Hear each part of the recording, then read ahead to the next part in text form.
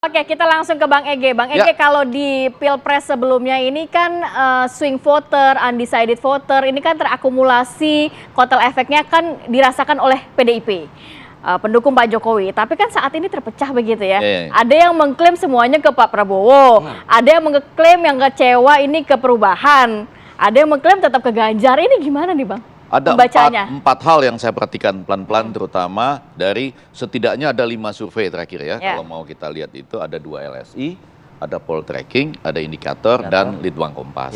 Yang menarik adalah yang 4 itu menyebutkan bahwa di posisi kedua itu adalah Ganjar.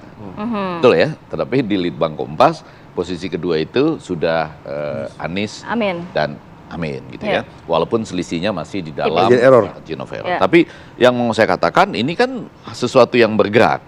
Lalu pada bagian yang kedua tadi disebut-sebut bahwa angka 45,8 itu sebetulnya sudah dicapai. Dalam salah satu dari 5 lembaga survei itu ada angka 45, sekian. Kalau saya menyebut itu Daniel senyum lah, kurang lebih begitu ya. Tapi yang menjadi perbedaan yang suka menjadi tanda tanya kalau kita mendekati secara metodologis, ada angka 45,8. Tapi di bawahnya itu yang Litbang Kompas 39,3. Itu begitu dimasukkan margin errornya masing-masing nggak nyambung. Ya kan, yang di bawah misalnya dinaikin ke atas plus 2,65, yang 45,8 ini apakah plus minus 2,9 itu beda. Jadi masih ada yang tidak nyambung walaupun kurang lebih pengambilan sampelnya itu sama di minggu ketiga dan minggu keempat. Itu ada pertanyaan. Nah, lebih penting daripada itu memang melihat siapakah yang disebut sebagai pemilih bimbang. Hati-hati ya, nanti coba dibaca lagi. Sejauh yang saya baca itu, dia justru bukan di pemilih generasi milenial dan Z itu. Dia di pemilih yang selebihnya dan tidak X rata-rata. Itu coba nanti dibaca lagi. Dan itu mereka yang mungkin di pemilih sebelumnya itu tidak melakukan hak pilihnya atau ditambah dengan tidak terikat secara emosional dan ideologis katanya. Oh, ini penting sekali. Ternyata angkanya masih besar. Nah, apa yang penting dengan itu untuk nanti malam? Maka nanti malam itu mereka menunggu apa tuh, Bang? What is in for me. Nah, jadi dia nggak punya keterikatan secara ideologis, nggak ada secara emosional gitu kan. Jadi berarti bukan pemilih-pemilih Pak Jokowi ya? Ini apanya? Bukan pemilih-pemilih Pak Jokowi ya? Nanti poin selanjutnya kalau mau dipasang memang benar ada kalimat-kalimat seperti ini. Bahwa kalau mereka itu dulu pemilih Jokowi, sekarang memang sedang agak berubah ke yang memimpin di survei. Kalau Prabowo, itu, nggak apa-apa, saya mengatakan paparan saja. Sementara mereka yang mengaku bahagia dengan kepuasan terhadap pemerintah saat ini juga sedang berpindah. Tapi poin saya yang agak penting itu adalah kalimat-kalimat tadi Ramli ini kuat juga. Jadi kalau memang orang sedang puas dengan keberlanjutan, secara umum dia akan langsung menyatakan, kenapa bimbang? Anda itu boleh bimbang kalau sebetulnya Anda sedang memikirkan perubahan. Nah, itu logika sederhana. Kalau ingin keberlanjutan nggak harus bimbang dong gitu ya.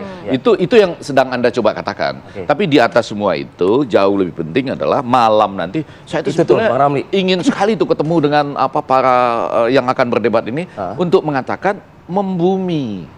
Jadi nggak ada lagi konsep-konsep yang tinggi itu ya. Terutama hari ini kan ini topiknya relatif konseptual pemerintahan, korupsi, pemberantasan korupsi, penguatan demokrasi, kerukunan warga, ya kan? Harus membumi. Iya, maksud saya apa HAM itu kemudian apa ekosoknya apa, masalah gitu-gitu lah. Kalau Anda mau menarik,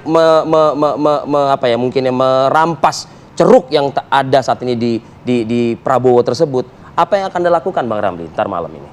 Saya kira Anies akan tegas ya soal pemberantasan korupsi yang melempem selama ini. Jadi di sisi itu saya kira Anies sudah sejak awal seperti pemiskinan mereka yang melakukan tindak pidana korupsi dan sebagainya. Ini saya kira Anies akan konsisten ke situ dan itu kan bisa diterima meskipun isu korupsi ini tidak kuat-kuat amat sebenarnya di masyarakat itu. Saya tadi ingin meluruskan dari Bang Ege soal swing voter. Yang swing voter yang saya maksud itu bukan yang bimbang, Bang. Tapi yang masih ragu-ragu ada di Prabowo gitu. Itu kan angkanya pilihan, tapi kalau ditanya masih mungkin berubah dan, nggak? Dan semua survei kan menyebut bahwa strong voter terbesar itu ada di Anies gitu. Jadi dari sekian persen Mas Anies, berapapun persennya Mas Anies, itu Mas Amin ini strong voternya sangat tinggi. Jadi potensi untuk berpindah ke tempat lain, ke lain hati, itu sudah sangat kecil. Sehingga memang kerja keras kami adalah memindahkan yang di luar itu. Termasuk yang dari Pak 02. Merampas dari yang 2 atau 3 untuk bisa pindah ya.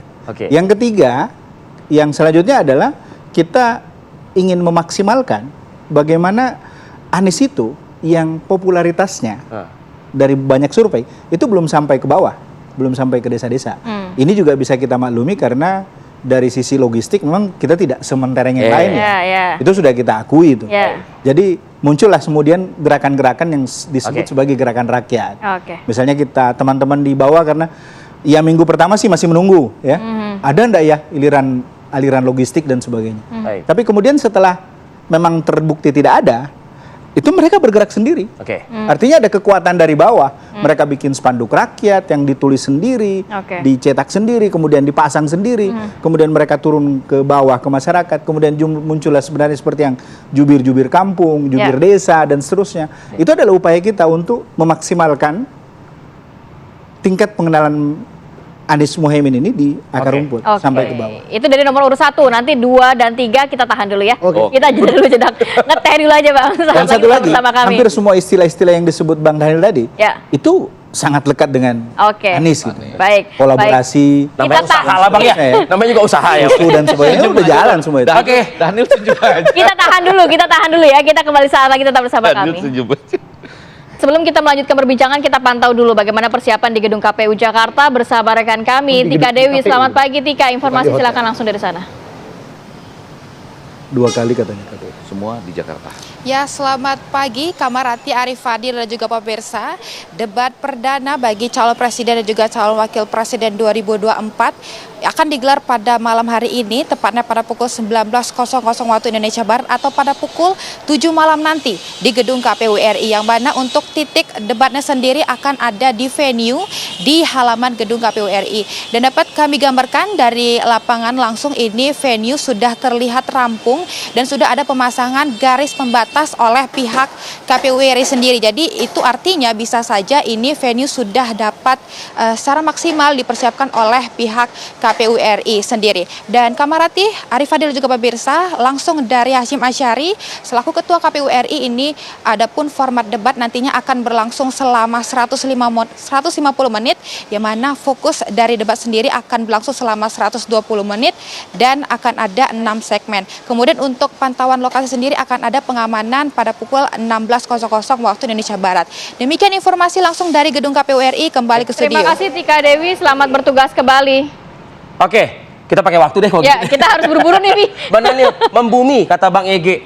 Bagaimana Prabowo Subianto bisa membumi dalam menyampaikan paparannya? Yang jelas pertama terkait dengan isu korupsi, anti korupsi, Pak Prabowo dan Mas Gibran adalah capres dan cawapres yang tidak pernah dipanggil atau terkait dengan isu korupsi di KPK maupun dimanapun.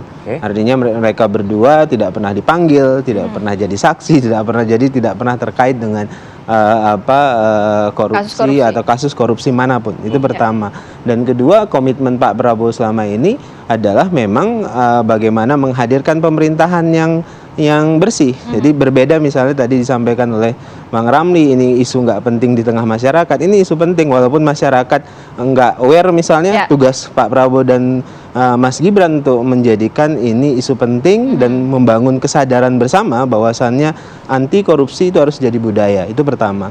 Kemudian kedua, dari sisi HAM, bagi Pak Prabowo menghidupkan substansi dari HAM dalam hal ini adalah substansi masa depan yang lebih baik, hidup yang lebih baik, itu terus akan diperjuangkan. Makanya kenapa program makan gratis, susu gratis untuk ibu hamil, memperkuat balita, dan kemudian memperkuat anak-anak kita ini supaya sehat ke depan, itu akan dimasifkan.